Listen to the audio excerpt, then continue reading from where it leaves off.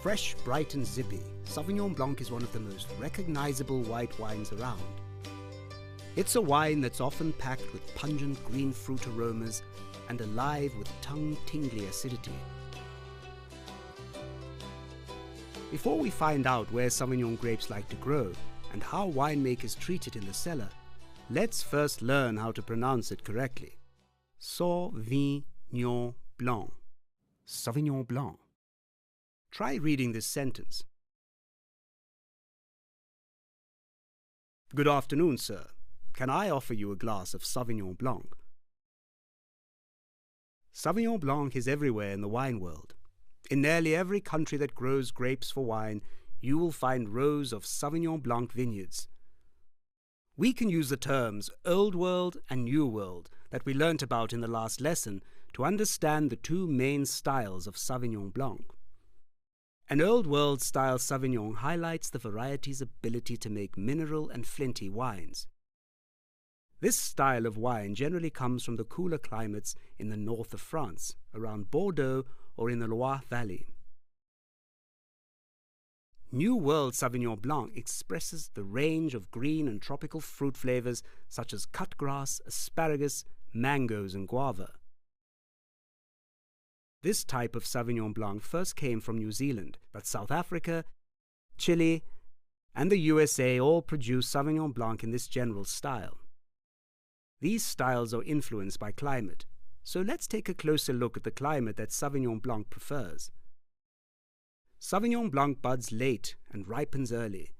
This means the grapes do not spend a very long time ripening on the vine. Sauvignon Blanc prefers cooler climates, so its grapes can ripen nice and slowly.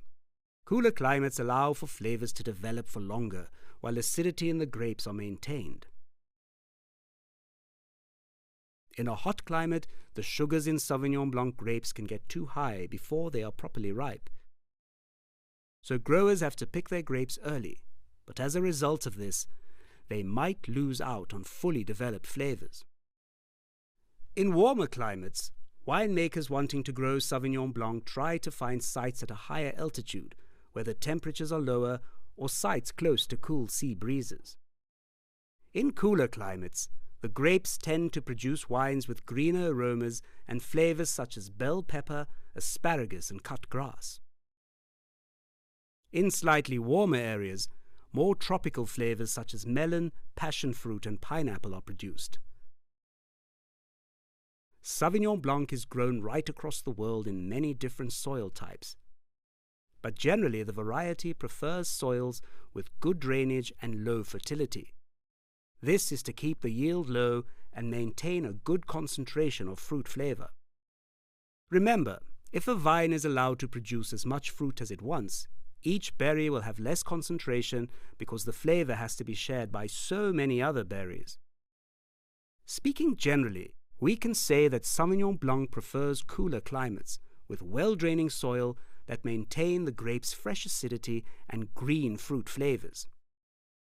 Next, let's take a look at what goes on in the cellar after the grapes are picked. The biggest influence of flavor when Sauvignon Blanc is made is the temperature of the fermentation. Can you remember what is created during fermentation? Heat, alcohol, and carbon dioxide. Well done. Now, if this heat is not controlled, the fermentation will happen at a higher temperature. Here is where we can better understand the difference between Old and New World style Sauvignon Blanc. Old World Sauvignon Blancs are generally fermented at warmer temperatures, between 16 and 20 degrees Celsius, in either oak or stainless steel. At this temperature, flavors of flint and gun smoke are created. The resulting wine is less fruity and more mineral. New World style Sauvignon Blancs are fermented in stainless steel tanks where temperatures can be controlled and kept below 16 degrees Celsius. In this style, the flavors are more overtly tropical and fruity, such as guavas, gooseberries, and mangoes. Another choice a winemaker can make is to leave the skins in contact with the juice for a short time before the grapes are pressed. This allows flavor compounds in the skins to be absorbed into the juice. winemakers have to be careful not to leave the juice in contact with the skin for too long. Otherwise, harsh, unpleasant flavors can be transferred. The longer the skins are in contact with the juice, the more pungent the final wine will be. Because Sauvignon Blanc is enjoyed for its fresh fruit flavors, lightness and acidity, it is generally not aged in oak barrels. Some rich and intense Sauvignon Blanc from Bordeaux are barrel fermented, but nearly all the Sauvignon Blanc you will see is unoaked. So now we know that Sauvignon Blanc generally prefers cool climates with well-draining soils.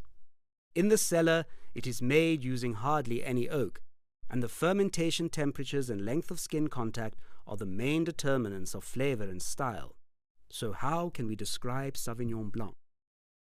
The wine is known for its green herbaceous flavors and aromas such as green bell peppers, asparagus, and cut grass. Its other main characteristic is the fresh and zippy acidity. It's light and fresh and a great wine to serve as an aperitif, as the high acidity stimulates the saliva and gets your palate ready for a meal. It's a wine to get a party started. If we imagine Sauvignon Blanc as a person, the New World style would be a tall and skinny teenager, lithe, fast, and maybe a little brash. Old World style Sauvignon would also be tall and skinny and youthful, but much more reserved and better behaved. Nearly all Sauvignon Blanc is meant to be drunk young. A bottle should be opened between 1 and 4 years after its vintage. There are always exceptions with wine, and some Old World Sauvignon Blancs can improve for up to 10 years. As Sauvignon ages, it gains a more oily character with nutty flavors. It tends to lose its bright fruit flavors and acidity, so most people prefer to drink it young. When it comes to food, Sauvignon Blanc is best paired with dishes that match the variety's freshness. This means fresh seafood and light salads make great pairings. A classic pairing for mineral-flavored Old World Sauvignon Blanc is rich goat cheese. The Sauvignon Blanc's acidity cuts through the rich and creamy cheese perfectly,